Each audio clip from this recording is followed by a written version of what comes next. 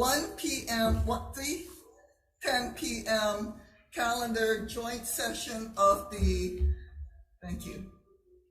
of the Labor and Technology and Health and Human Services Committee to order. It is, present with me is myself as Chair of Health and Human Services, and opening for LBT is Vice Chair Chris Lee. This meeting will include the 310 agenda, LBT-HHS agenda. This meeting is being streamed live on YouTube. In the unlikely event we have to abruptly end this hearing due to technical difficulties, the committees will reconvene to discuss any outstanding business at 3:10 p.m. Wednesday, February 15th, conference room 224, NVIDIA video conference. Your audio will be muted and video disabled until shortly before it is your turn to testify.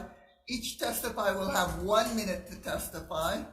If there's a technical glitch during your time to testify, we may have to move on to the next person due to time constraints. I will be reading a list of individuals who submitted written testimony for each measure.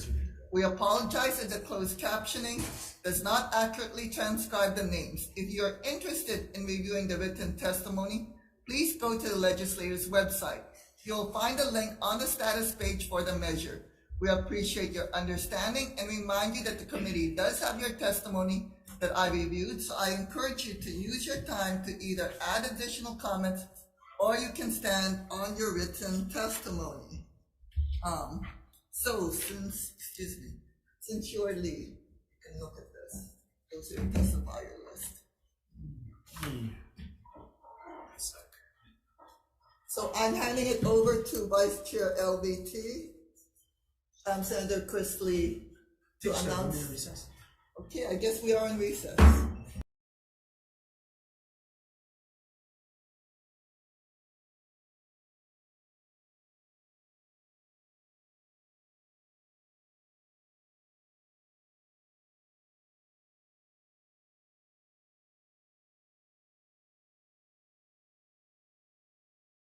Recalling the joint session of LBT/HHS, and Vice Chair Chris Lee is proceeding. Thank you. I want to Senate Bill 360 relating to family leave. Testifying first is the Department of Human Resources. With comments, DLIR.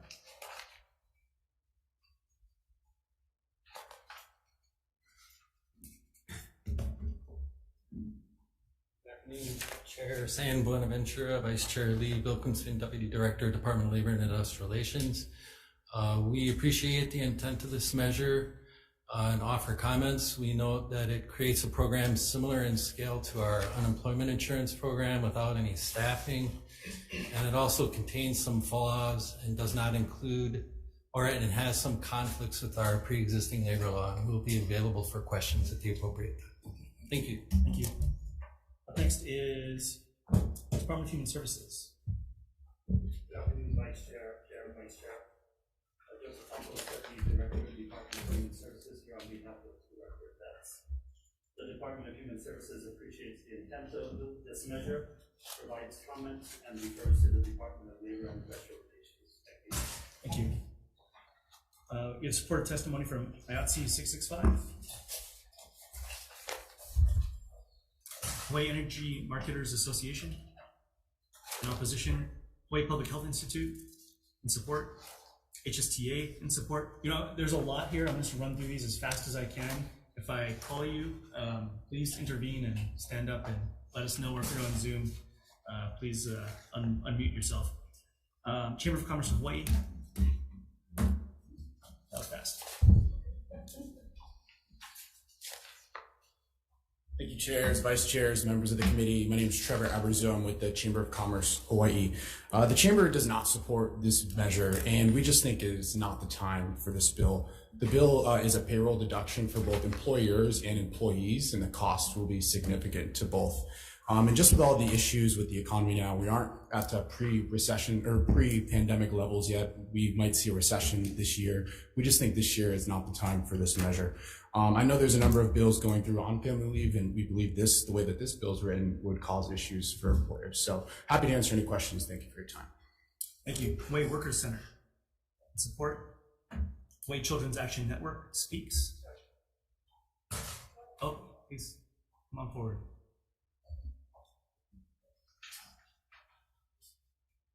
Good afternoon, Chair, Vice Chair. My name is Sergio Alcobili. I'm the Executive Director for the Hawaii Workers Center.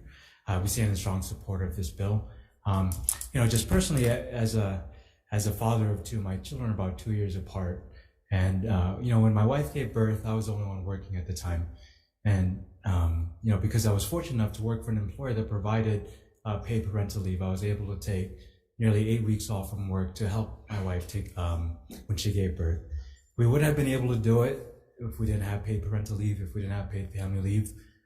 It was a big help for her, for me to be around. It helped her recover, helped her heal, and helped her nurse our son. So we're really fortunate that my employer at the time was able to provide this, and I wish it's something that we could have for the rest of the state. I think what separates Hawaii from so many of the other workplace environments on the continent is just this value that we put on the importance of family. Right? If you have an issue, you usually speak with your employer or you speak with your supervisor, and you just tell them, hey, I have a family issue or I have a family event coming up, and they're very understanding. And it's time that we enshrine this value into law by passing paid parental leave or paid family leave. Thank you again for this opportunity, Senators, and appreciate your support. Thank you.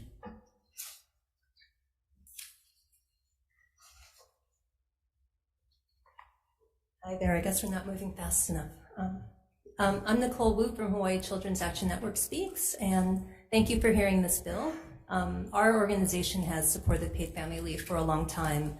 You might remember 5 years ago, the legislature considered a bill very similar to this one. And in our testimony and the Department of Human Services testimony references a study that the Commission on the Status of Women and our group and some other folks in Hawaii had done using a U.S. Department of Labor grant. It's 189 pages. It's basically a feasibility study. We had experts come here to Hawaii, look at our computer systems, and figure out how we would do it. There are 13 other states in the District of Columbia that have passed paid family leave laws. They set up a state fund. It's kind of like Social Security or Medicare. People apply to it and they get their leave.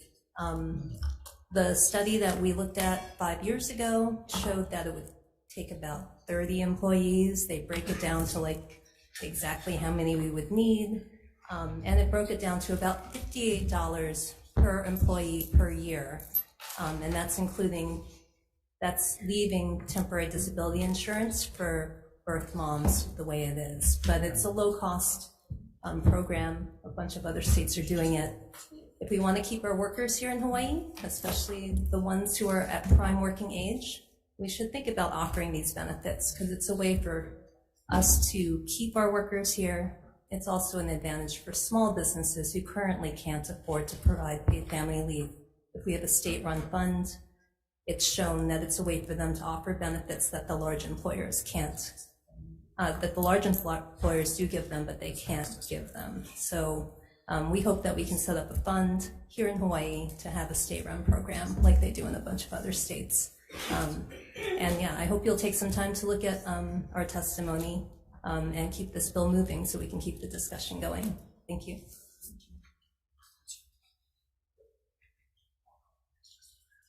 Okay, so next, Nelson Gija. Thank you.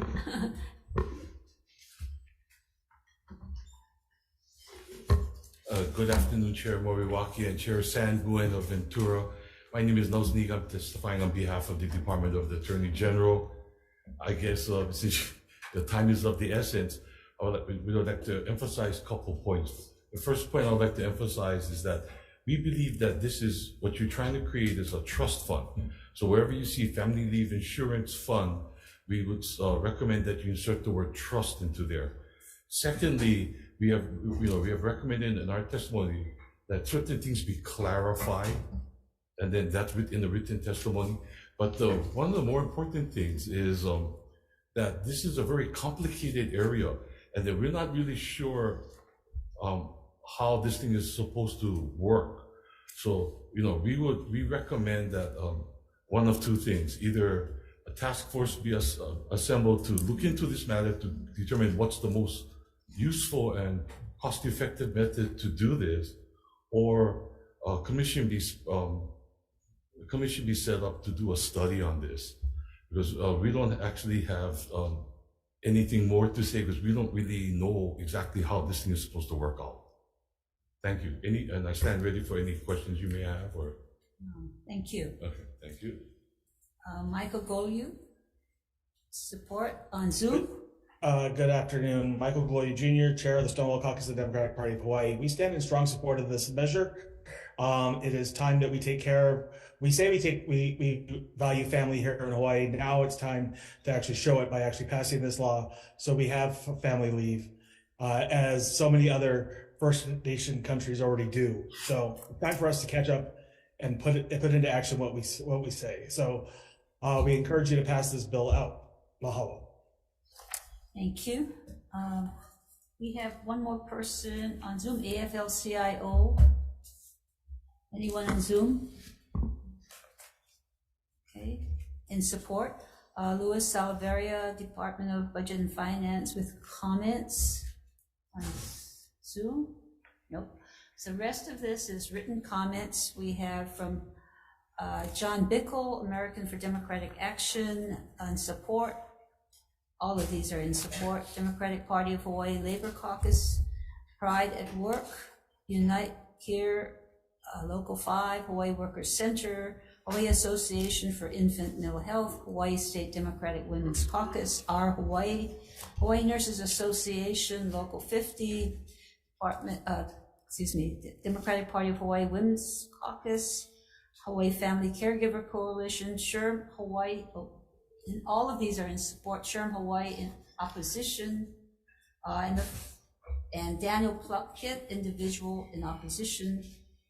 Hawaii Food Bank in support, Hawaii Appleseed Center in support, Hawaii Alliance for Progressive Action in support, AAUW in support, Hawaii State Coalition Against Domestic Violence in support, Imua Alliance in support, Democratic Party of Hawaii Education Caucus in support, Save Medicaid Hawaii in support, Hawaii Women Lawyers in support. And I think we have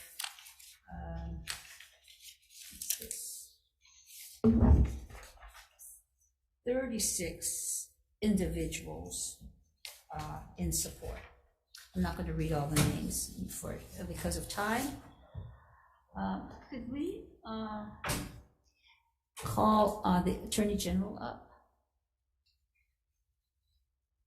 So you're saying that this is complicated, and we should study it instead of instituting the insurance program at this time? Yes, based upon what we read in the proposed in the bill, we're not really sure how we're supposed to set this up. So because of that, we would recommend that either a task force be convened to look into this issue, or a study be commissioned to look at what alternative methods or what method should be adopted. Because we're not really sure, well, number one thing, we're not really sure how expensive this will be. So in terms of cost, and without any metric, it's really hard for us to say anything. Mm-hmm. And there's a lot of things in the bill that are, depending which way you go, that you would need to be put into the bill. But then that's not our call. It's policy as to which avenue to approach. Okay, thank you. Okay. And Department of Labor, any questions, anyone? Department of Labor. So you currently administer and enforce the family leave law. So this is expanding the family leave program to include a way to pay for family leave. So what is, and so your comments are that again, you have a lot of questions on how to administer the insurance program. So would you be willing, as the AG is saying, form a task force, and if positions and appropriation were afforded you to be able to work on something this coming year and come up with recommendations for our next session on how we could administer such a program, an insurance program, so that we can in fact have paid family leave.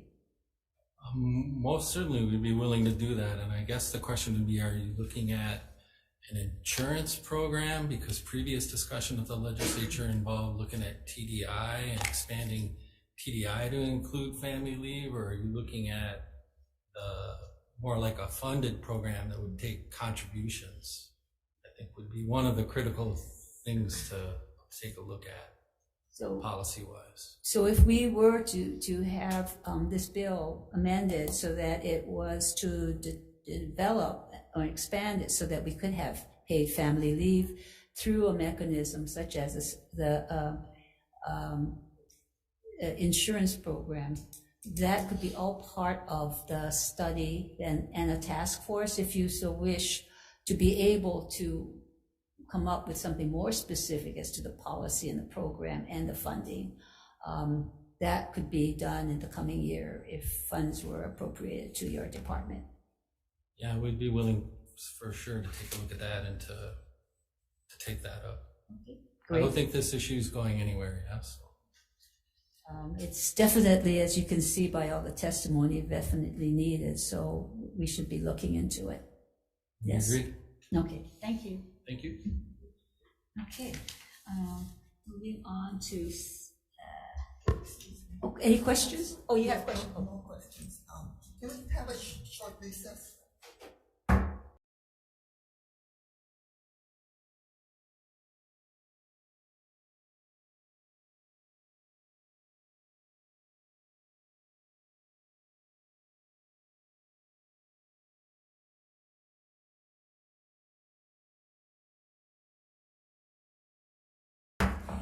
Thank you.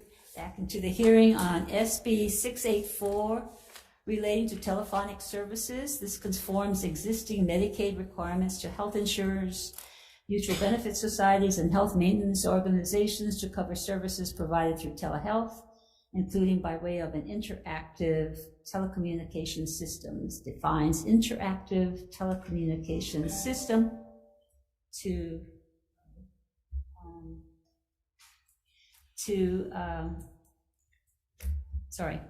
match the 2022 Medicare physician fee schedule final rule. Insurance division.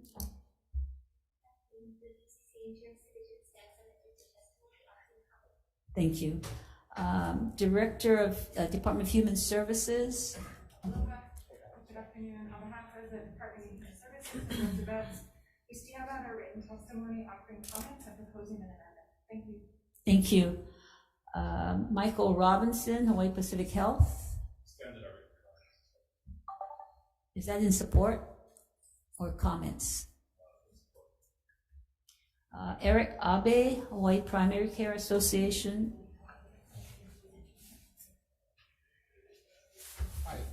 Hi, Eric Abe, on behalf of the Hawaii Primary Care Association. I just want, you have our testimony in support. I just wanted to highlight that our organization is in negotiations with HMSA to try to find a compromise on this issue. And we wanted to thank HMSA for their good faith efforts in this regard. The discussions have been very productive, and I do believe that we can try to come with a compromise that we can submit for your consideration. Thank you. Thank you. Becky Gardner, National Association of Social Workers. Aloha, Chairs Moriaki and Chair San Buenaventura, Vice Chair Lee, and Vice Chair Aquino. My name is Becky Gardner on behalf of the National Association of Social Workers Hawaii chapter. I just want to thank this committee or these committees for hearing this bill. This bill goes very far and does very well to meet patients where they are. And this is done by incorporating the federal definition of interactive telecommunication system into the insurance code here in Hawaii.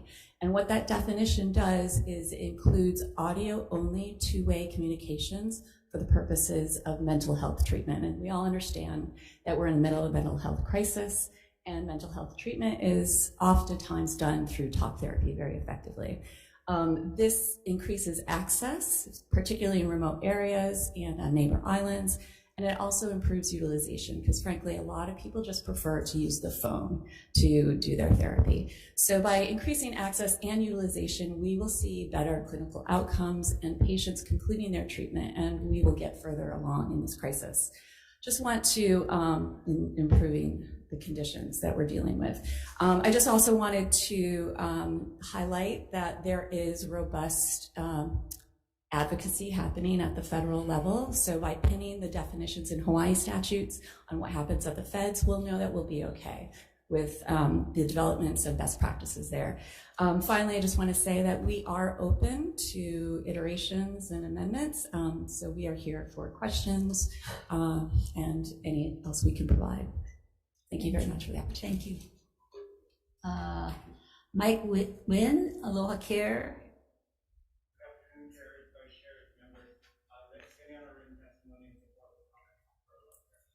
Thank you. Anyone else in the room to testify? Yes, please come. Oh. Good afternoon. Thank you for the opportunity to testify. HMSA submitted testimony. We'll get that back to you. Essentially with comments and asking for amendments to the bill. And as Chair Buenaventura is aware, there is another measure also moving. I was passed out of the Health and Housing Committee earlier. I think we do prefer that version to this one.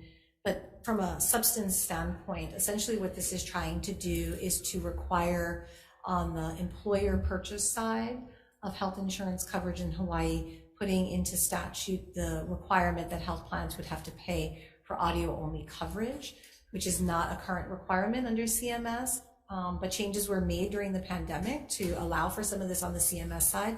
So we are supportive of expanding access. We just believe that it doesn't necessarily need to fit into the telehealth definition and necessarily pay at the same rate as a face-to-face visit. But we are interested in expanding it and have amendments for your consideration. Thank you. Thank you. Anyone else in the room? Oh, yeah.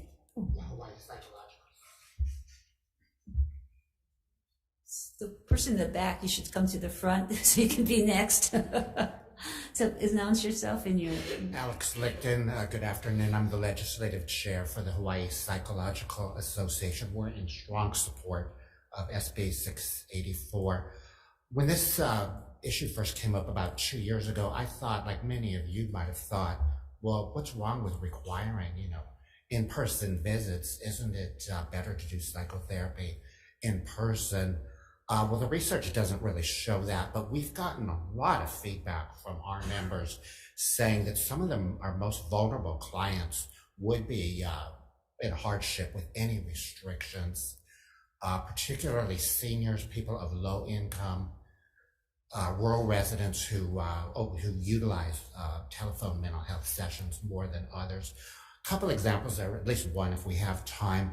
There was one lady who had multiple medical problems, had to ride the bus, carry an oxygen tank and other medical equipment. She's a sole caregiver for her husband. Took her about an hour to leave that. You have to wrap up. Okay.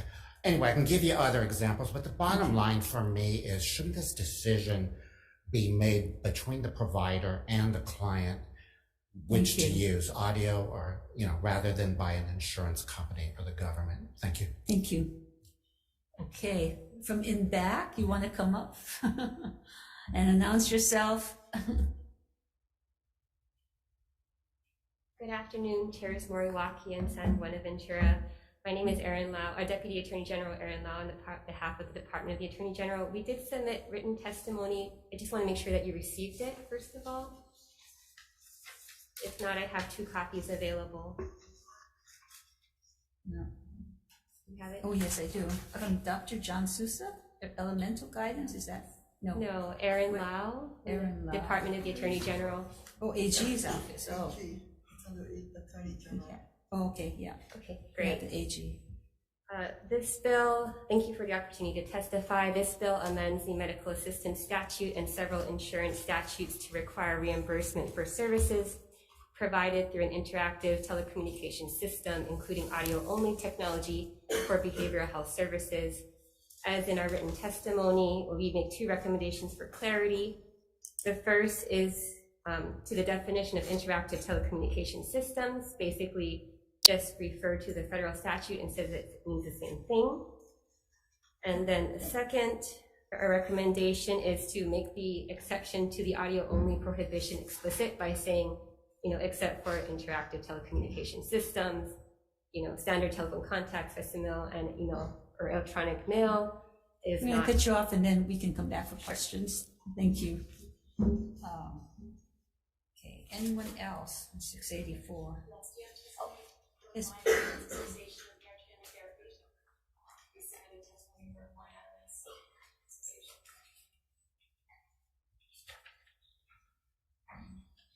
Hawaiian Islands? I saw that.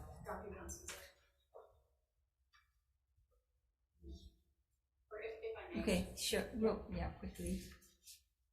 Sorry, just briefly, I wanted to highlight some of the research in this area. Last year, February 2022, the Department of Health and Human Services surveyed all the research on telehealth, particularly in the Medicare Medicaid sphere, and they determined that there are several groups that utilize audio only over than telehealth. And those groups include the elderly, low income, mobility challenged, limited English proficient, and rural residents. So we do in fact know, based on arduous research, that these groups tend to use the telephone. Finally, I just wanted to highlight some research from Clinical Psychology, Science and Practice, Volume 15, Number 3, September 2008, where researchers concluded that telephone administered psychotherapy can produce significant reductions in depressive symptoms. Attrition rates were considerably lower than rates reported in face-to-face psychotherapy. So the research is clear, and we recommend your favorable consideration of this measure. Thank you very much. Okay, thank you. So we also have testimony in support from the University of Hawaii. These are all written. The Hawaii Disability Rights Center, ATA Action, American Cancer Society, Hawaii Parkinson Association, Hawaii Substance Abuse Coalition, Private Practice, Mental Health, Elemental Guidance, Anuhea St. Laurent, Marriage and Family Therapy, Pacific Counseling Partners, all in support, and Presence of Mind. And then we have 21 individuals also in support. So I'd like to call up HMSA talking about the other bill that I think passed out of Health and Human Service Committee, right? Yeah, just about an hour ago. Okay, an hour ago. So this bill has the telecommunications information system definition, and you allude to or point to CFR, and also include in it the two-way audio communication. But in other parts of the bill, I think the AG referred to it, you talk about the regular standard or standard telephonic is to be excluded. So how do you address that disconnect? Yeah, I think the idea was to reference the federal statute that CMS has so that it would create that consistency across all of the different sections of the language. But technically speaking, that language only refers to Medicaid and Medicare. And so you're essentially mirroring it for Hawaii state statutes that refer to commercial insurance in the commercial insurance code. So I'm not really sure what the state insurance commissioner's comments were, but they have jurisdiction over the state insurance code, and CMS has jurisdiction over Medicare and Medicaid. So, okay, so if I could call up the Judy, maybe Judy Moore Peterson, and then the Insurance Commission to see if we can clarify the definition here. And I don't know if the other bill, Senator San Buenaventura, actually clarifies the definition, because it's using CFR, and then it has some other language on whether regular standard telephone system would be included or excluded. Hello, Chair. The two bills are actually substantially similar. They include similar references to the federal Medicare definition. They actually also include the same kind of phrase around the standard telephone, which we did not bring up during the other hearing. And it does reference the CFR. Our amendment is just substantially saying for the Medicaid program, instead of writing out the definition, You just refer to. Yeah, you just refer to it. We did not make comments on any other part of the bill, so I cannot speak to what the insurance commissioner would have said, but that's only for the Medicaid part. And even though Medicare and Medicaid are different programs, we are very comfortable in using Medicare as the reference for the use of the audio only. And it's just the reference to the CFR is for Medicare, Medicaid. Correct. But we included that in our definition. I believe that the AGs did as well. Okay, thank you. And Insurance Commission, please, or anyone with questions? Thank you. So could you clarify what there seems to be the discrepancy is between the CFR, and if we use CFR, it addresses Medicaid, Medicare, but the Insurance Commission may have, or insurance policies may have this addressing the audio, covering the standard telephone. Hello, Chair. We are noting in our testimony that the definition for interactive telecommunication, though it's citing the CFR, is not exactly or identical to that definition. So we were wanting to point that out. And then also we reference another section that says, except as otherwise provided, that telephone contacts, text-only transmissions, or email text read, that they would be in combination or by itself, does that include telephone, telehealth services? So, and that's for insurance purposes, for what's covered. We're seeking clarification in a sense, and we can get back to you if you would like further information from us.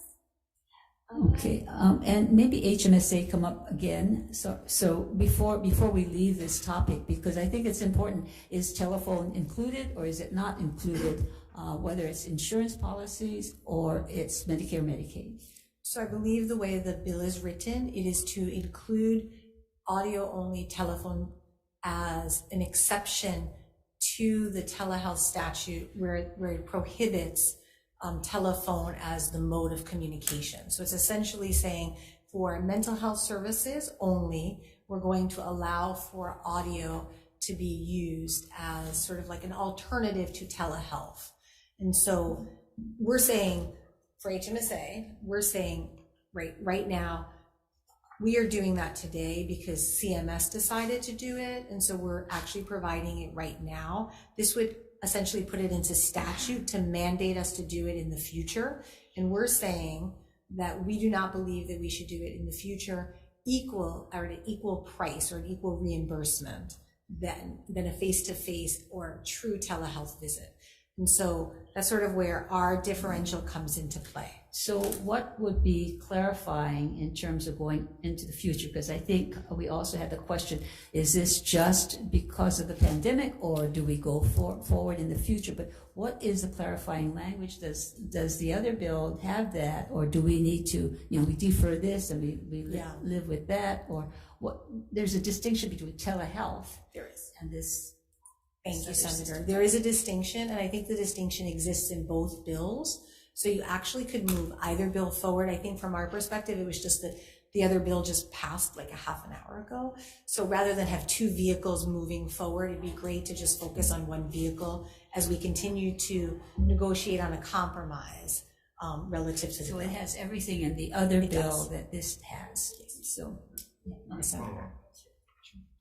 I understand what you're saying, and I understand why you want to sunset if we decide to stay with the audio only as well. Do you disagree that the feds determined that during the pandemic that for the elderly, people with Medicaid, mobility challenge, non-English speakers, they were more likely to use audio only services, right? So you're proposing to just exclude them. So in terms of what we're willing to compromise on, we're not looking to exclude them. We're just not looking to pay for them at an equal rate to a face-to-face visit. And so what we have found is it would probably, it looks like, continue in the Medicare and Medicaid arena, although it's not entirely certain yet, but it looks like it will continue. Is there any data that shows whether or not the services were effective though? Yeah, so that's kind of why we asked for the sunset, honestly, Senator, because the data is not really that sufficient right now.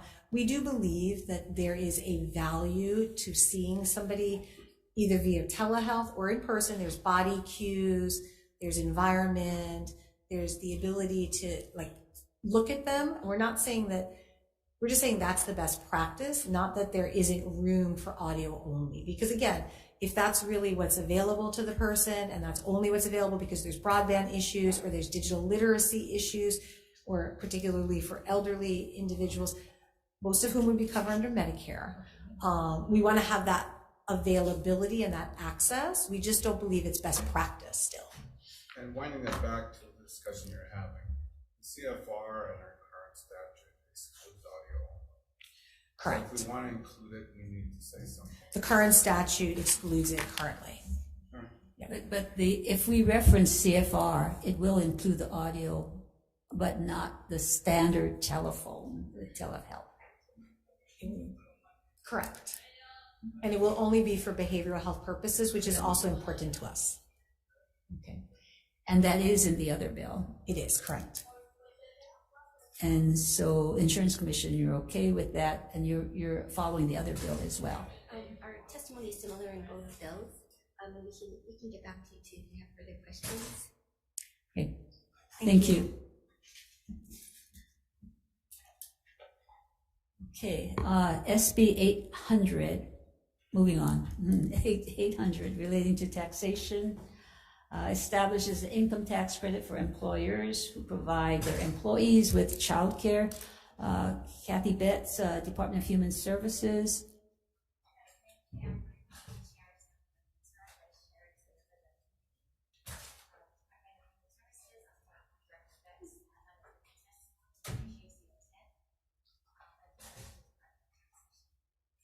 Thank you. Gary Suganuma or somebody from Department of Taxation. Please come and announce yourself. Members of the committees, my name is Kathy Davenport. I'm here on behalf of the Department of Taxation. Thank you for allowing us this opportunity to testify. We do stand with our written testimony providing comments for this measure. If you have any questions, I'm here to answer them. Thank you. Thank you. See, Trevor Abarzua, Chamber of Commerce. Thank you, chairs, vice chairs, members of the committee. Trevor Abarzua, Chamber of Commerce, Hawaii. This bill came about from our employers that wanted to be part of the solution on childcare and also on the solution of the workforce participation issue. Childcare is known as the #1 burden, #1 piece of red tape in the way of people getting back to work after COVID. And again, we wanted to be part of the solution. The federal government currently incentivizes employers up to 25% of the costs, and we believe that states should also match that or go above and beyond that to allow employers to offer childcare as a benefit. Currently, 18 US states has enacted laws to incentivize employers to be part of the solution and to incentivize childcare, and we believe Hawaii should be as well. So again, this bill came from our members and again, wanting to be part of the solution, and happy to answer any questions on the measure. Thank you. Thank you. Lauren Zerbo, Hawaii Food Industry Association, in support. Good Anyone else? Hi, I'm Alexis Chapman on behalf of HFIA instead of Lauren Zerbo. Good afternoon, chairs, vice chairs, and members of the committees. We stand on our testimony in support Just echoing the Chamber's comments, childcare is one of the main issues preventing people from entering the workforce or coming back into the workforce, and we really think this bill could help address that, and I'm available for questions. Thank you. Tom Yamachika, Tax Foundation of Hawaii, I see you on. Thank you, chairs, vice chairs, members of the committees. Tom Yamachika from Tax Foundation of Hawaii. We wanted to focus our testimony on the existing credit that we already have in our law, and it's for dependent care expenses necessary for gainful employment. We have a citation to that in our testimony. We're concerned that the incentive that is contemplated here may be in part duplicative of the existing credit, and in any event, there should be some integration going on so that you don't have windfalls being created, such as the state subsidizing childcare of family with income levels well north of the limits contained in the existing credit. I'd be happy to answer any questions. Thank you very much. Thank you. Members, questions? Could the DHS please come back up, please?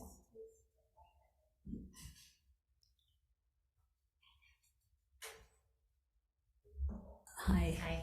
The tax department says they need to have a subject matter expert in certifying the tax credits. And the department does approve childcare services and facilities at this time. So you would be willing to certify whether a claim for tax credit would be due, having certified the agency. So the Department of Human Services issues licenses to approved childcare providers. So we would be willing to provide verification that the childcare facility has a valid license. Okay, great. Thank you. Members, questions? Thank you. Okay, so for SB 1580, we have for testimony Attorney General.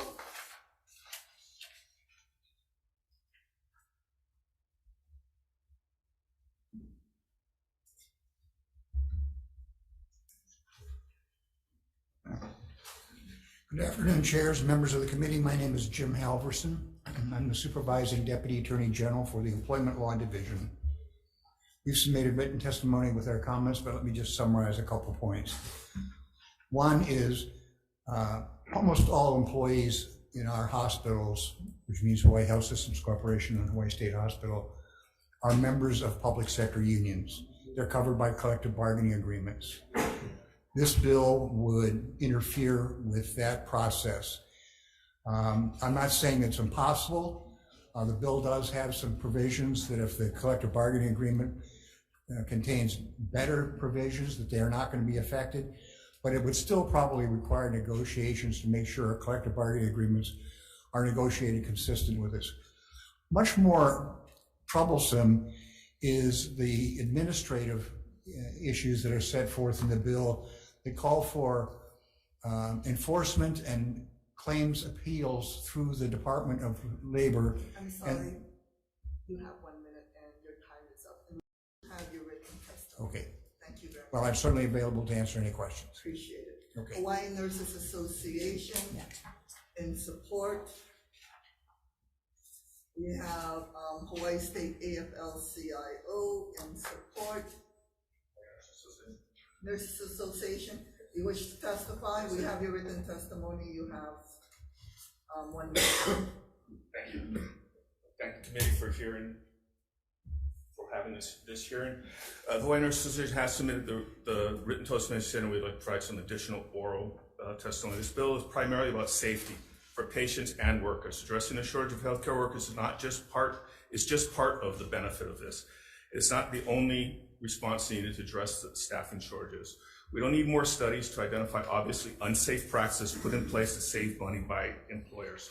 Nor do we need another committee made up of hospital administrators and managers to make recommendations on addressing the staffing shortage. What we need is to listen to the frontline bedside workers.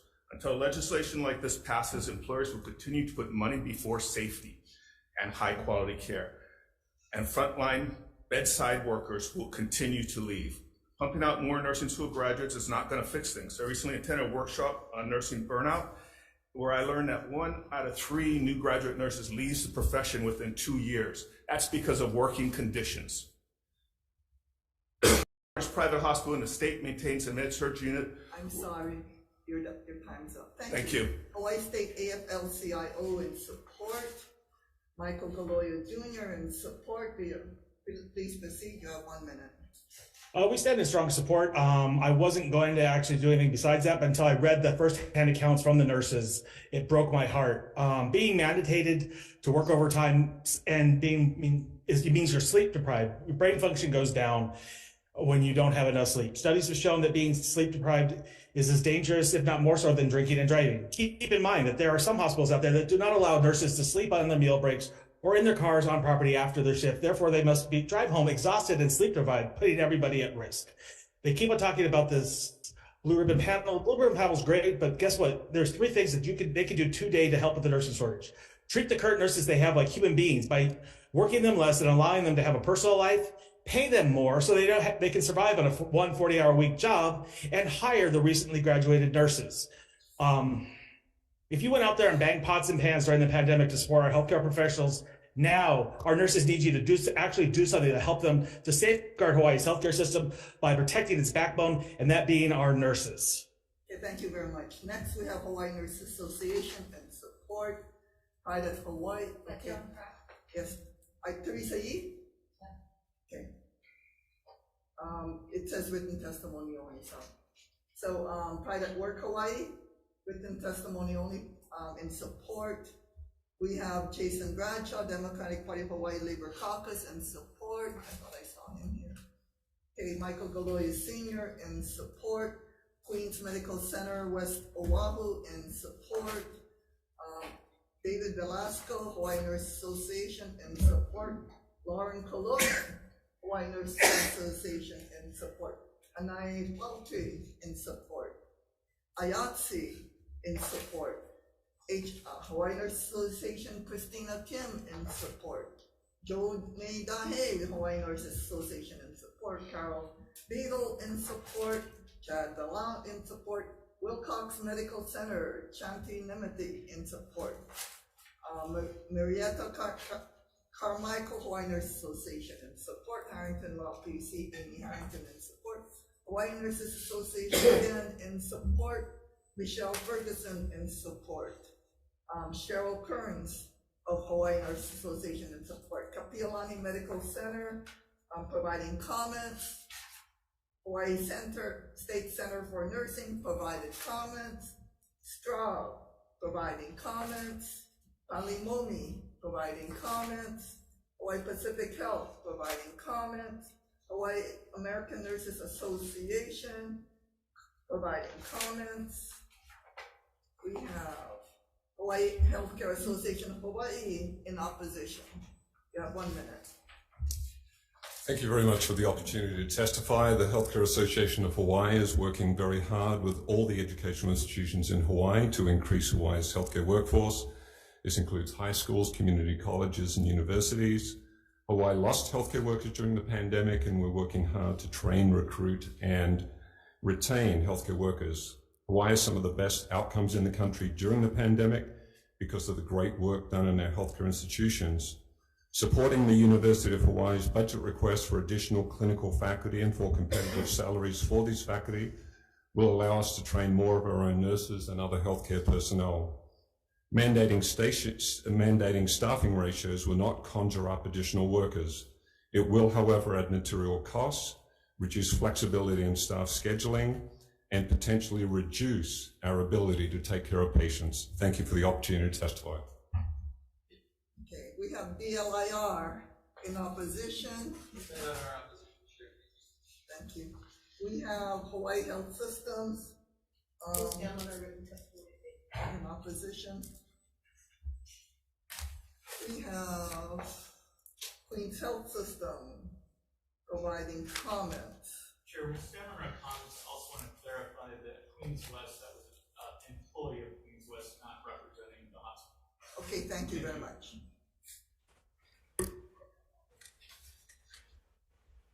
We have Ohana Pacific Health in opposition, Aloha Nursing Rehab Center in opposition, Hilo Medical Center in opposition, and we have over 50 individuals all in support. Anybody else wishing to testify on SB 1580? Well, she's had her hand up first, so come on up. Identify yourself. Yes, I'm Joan Pratt, Hawai'i Nurses Association. I've been a registered nurse for 31 years. Thank you all for hearing our bill. We really, it means a lot. We know that the hospital associations are going to fight this as hard as they can, and they will. And we appreciate the hospitals that came out with comments as opposed to being in direct opposition. That's appreciated. What the nurses went through in the pandemic is beyond pale.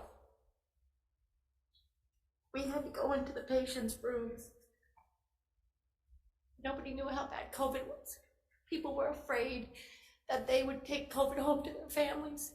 Nurses slept in tents in their yards while they waited for a negative test. We are still giving to everybody. We're working short. People can't get meal breaks. And you have to understand the distress that we have over this is because we're taking care of a patient in a bed and we can't do that job because we don't have enough staff. I know the time limit, but I just want to thank you for your consideration. It means a lot to all the nurses. Thank you very much. Okay, next up, I think Aloha Care? Why don't you come on up? Hawaii Pacific Health, and I did mention Hawaii Pacific Health. And come on up, identify yourself, I mean the person behind you. Hi, my name is Carol Phillips, and full disclosure, twin sister of Joan Graff. You know, the employers are making this like this is a staffing bill. This is not a staffing bill. This is we're running our nurses to the ground bill. They can't handle it. They're at the breaking point. They're past the breaking point. Carol Phillips, and full disclosure, twin sister of Joan Graff. Okay, your echo. And the reason we have a nursing shortage is because the way we're treating our nurses. That's why we have this nursing shortage. Hospitals have been getting away with staffing by mandating overtime. It's cheaper. It's cheaper to use an experienced nurse than it is to train a new nurse. We have new nurses. We're turning out these nurses, but they're not staying in the field because they're not being treated right. Can you imagine working 16 hours and then being mandated to work another 4 hours and then having to drive home or not being allowed to sleep in the garage of your workplace and then having to pull over on the side of the road to sleep so that you don't get into a car accident? This is a real issue. And it's not like nurses can just go on strike and stop taking care of everybody because they love everybody. I mean, they have a real heart. They're not making millions of dollars. They're barely surviving. One of the testifiers said, or the testimony said something to the effect that they have to work overtime to live in Hawaii anyway. This is not answers. These are not solutions. And by putting this to some blue ribbon panel to have the people that created the problem try to solve it again is not an answer. Okay. Please pass this bill out of committee. Thank you very much. Thank you. Okay, we have somebody else here to testify. Sergio Acabilla, please identify yourself and you have 1 minute. Thank you, Senator. Sergio Alcobilla, the Executive Director for Hawaii Work Center. And I definitely had to take my 1 minute on this. I'm married to a nurse for 15 years. My mom has been a nurse for 50 years. I have 2 sisters that are nurses, so I come from a family of nurses. So I've been there to pick them up after they work 12-hour shifts because they're too tired to pick up, too tired to drive home. But the biggest complaint I hear from my wife, and that's why I'm here, is because she just doesn't have time to take a break. At the time she had the patient to nurse ratio was 13-1. So she was responsible for 13 patients. She had no time to take a break. She had no time to use the restroom. She had no time to eat lunch. Even though they were unionized. So this is where the legislature has to step in and really provide some relief. And I'm just glad I had a chance to get that off my chest, because that's all I've heard for the past 15 years since I've been married to my wife. And I think it's traumatized her so much that she can't go back to the hospital, but it's something that we need to do for our nurses and our healthcare workers. So thank you so much, Senator. Okay, thank you very much. Okay, anybody else wishing to testify on SB 1580? Okay, questions, members? Just have a clarifying question. Okay, so Senator Gilligan. So to the extent that you have an existing CBA that actually looks at working conditions, would this bill somehow violate the constitutional? No, I don't think it would violate the collective bargaining agreement, but it would complicate it because you would have to go back in, look at the collective bargaining agreement to make sure it was compatible with the standards that are set forth in this bill. So the CBAs that would be negotiated in the future would need to be consistent. Well, we probably have to, it wouldn't be just CBAs in the future. If this bill gets passed, we would have to take immediate action to figure out how it affects current working conditions that are in the CBA. But I'm more concerned about this administrative process of what happens if there's a disagreement between the union and the employer. Right now, those disagreements are settled by the grievance process, which culminates in final and binding arbitration.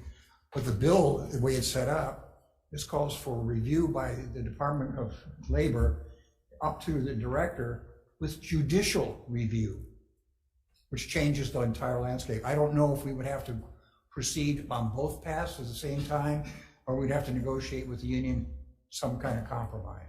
Okay, thank you. Okay, thank you very much. Any other questions? Okay, seeing none, short recess.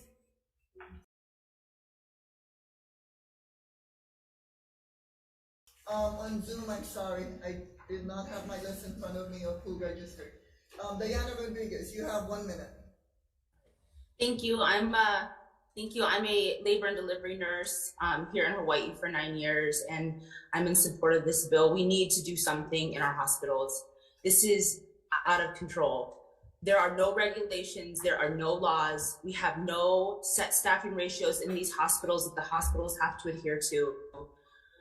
I have been advocating for the last 5 years to change the staffing practices on our floor, and emails and grievances and blatant contract violations that affect patient safety.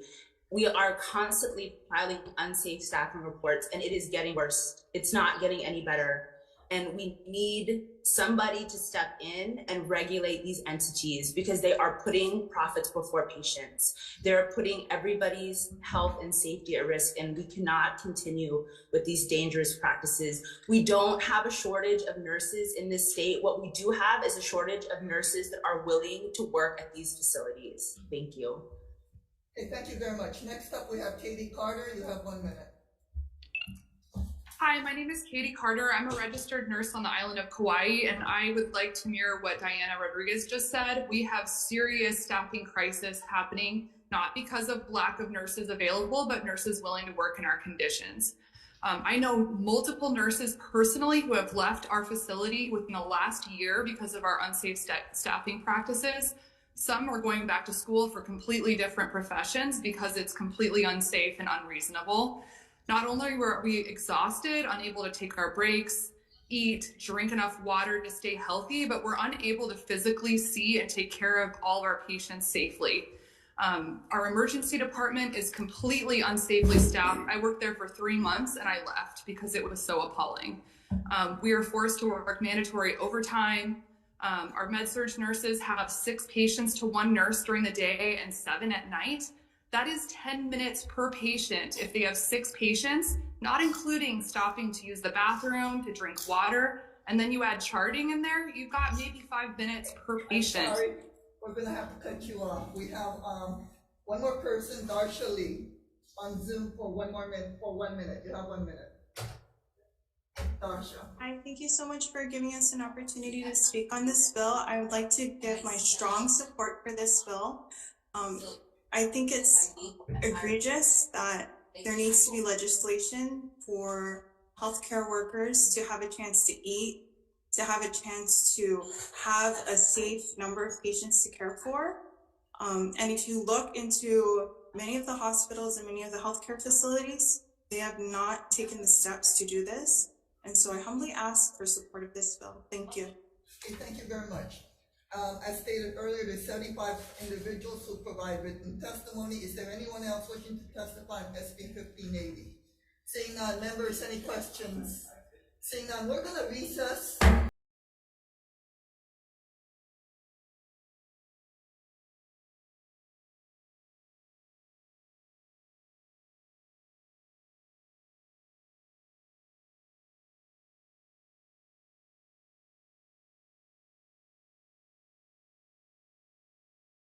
Sorry, I gabbled too soon. So we're gonna do a DM, the decision making for HHS committee on February 15th, 2023 at 1 p.m. at room 225 on this agenda because we have an EDU hearing happening right now. So excuse me, for HHS we are adjourned.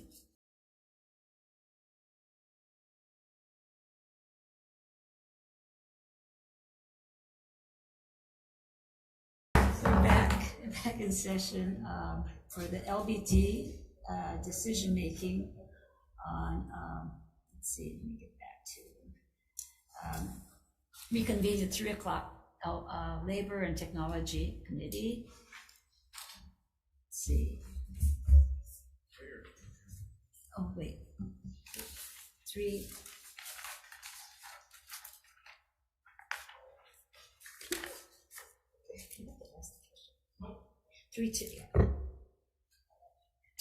Sorry, 310 meeting, 310 hearing. Okay, so the first up is the family leave bill, SB 360, requiring the Department of Labor to establish and administer a family leave insurance program. The chair's recommendation is to pass with amendments because of the Department of Labor and the AG's concerns in establishing the insurance program without more study. We're going to amend it to provide staff and appropriation to the department to expand the family leave program under Section 398 through a family leave insurance program, addressing concerns that it and the Attorney General's office raised, including the type of fund, the trust fund, a contribution rate coverage, and non-duplication with other health benefits such as TDI.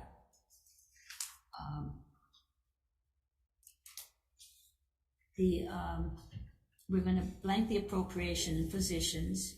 We're going to have the department report to the 2024 legislature on its recommendations and the effective date and the SMA with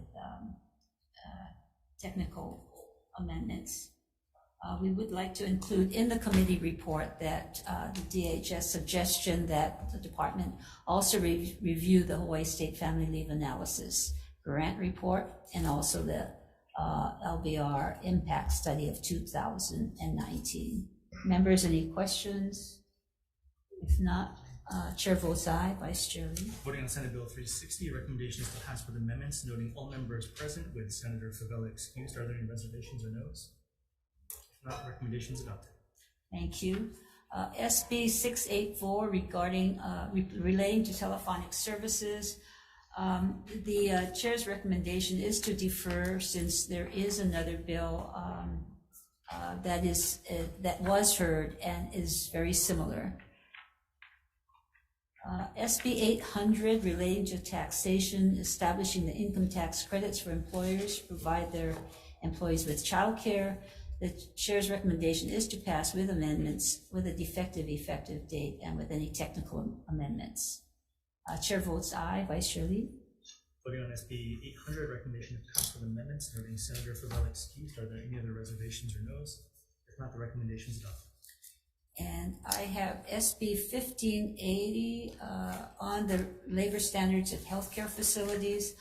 We're going to just vote on the chair's recommendation from Human Services, who defers this in lieu of a resolution per Hawaii Nurses Association's testimony. Okay, with that, this hearing is adjourned.